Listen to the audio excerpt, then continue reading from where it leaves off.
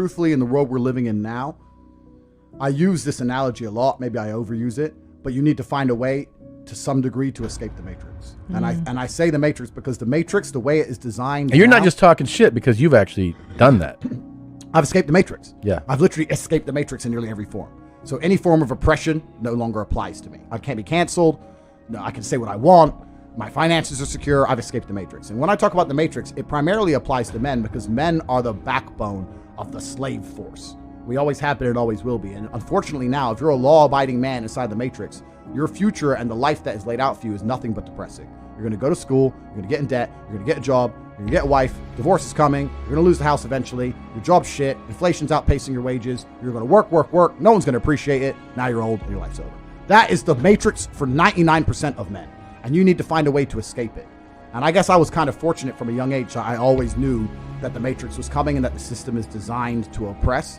The people who make the rules do not make the rules for the benefit of us. They make the rules for the benefit of the people who make the rules.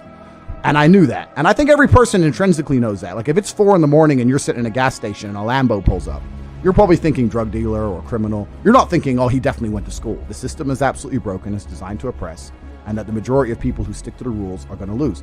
I don't want to sit here on a podcast that goes out to this many people and encourage anyone to break the law in any form. Of course. But the idea of the law-abiding citizen has been decimated in real time. In the last 3 years ago, you could stand there and proudly say, I'm a law-abiding citizen. The last 2 years, if they have not taught you that being a law-abiding citizen is going to turn you nothing into a fucking experiment for Big Pharma, then you're an idiot.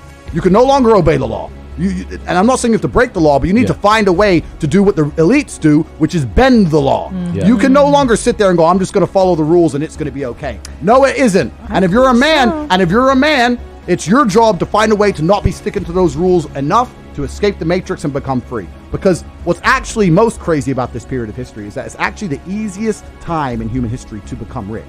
And the reason for that is because there's so many people inside the matrix being destroyed. Money has to go somewhere.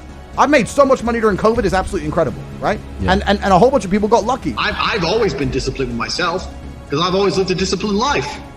I lived in a disciplined household. Like there was no such thing as I don't want to. So even now, if I wake up and I don't want to do something, I don't need someone to tell me to do it because I'll do it anyway. I mean, who wants to run a marathon? Nobody. Who wants to do that? You just do it, don't you? Because, you know, it's the thing you're going to have to do, and you have to blood, sweat, tears, blah, blah, blah. So, yeah, I was growing up in a very disciplined household, and I think it's absolutely the best thing that ever happened to me. And, yeah, that's it. I had a very, very good childhood. When I look at some of the stuff on Twitter about parenting and stuff, like in my household, I fucked up, I got hit, for example. Uh-huh. And I think that's a fantastic. I can't wait to kick my kid's ass when he gets hurt. I can't wait because that's the real world. The real world's going to hit you hard if you make mistakes, and you need to learn that there's boundaries you shouldn't cross, and you need to learn to, you know, cause and effect. I love my upbringing from start to finish. Yeah, and it seems like it served you well. I get called a sociopath all the time and a psychopath all the time. I get called that, but I don't think people understand that there is a version of the world where you can feel things and really not give a fuck how you feel. Like if I feel sad, it does not change how I act, and it does not change the things I do. If I don't feel like going to the gym, I go to the gym. If I don't feel like working, I will still work. I lived in a world for 15 years where I didn't feel like fighting because my nose was broken, but I had to fight anyway. Mm-hmm. So a lot of these people come up to me and they say, oh, but I feel this way. I don't put a huge amount of importance on emotions. It's not that I don't feel them. It's that I don't think they have much to do with anything at all. If I wake up in a happy mood and I have a business to run and females to cater for and things to do, if I wake up in a sad mood, I have the same shit to do. I'm going to get it done. So where's the importance of it? People always say, oh, I wish I had something to work on. You could work hard on anything. It can be the most jackass thing. You can work hard on, I don't know, fucking whittling twigs. But if you truly work your ass off, it's difficult for it to have a negative impact on your life. It's hard to say, I'm working my ass off at X and it's made my life worse. You know, you're not doing anything and you're asking the question, hoping I'm going to give you some magical answer that's going to allow you to be motivated forever. But motivation isn't real. Everyone says this. Motivation is not real. Discipline's real. I do not feel like training, but I still train because I'm a disciplined individual. You don't get to go through life only doing the things you.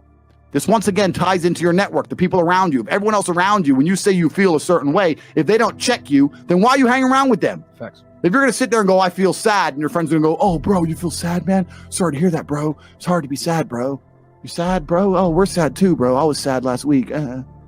What the f***'s wrong with you? I can't even, Tristan, I feel sad. Like, shut up.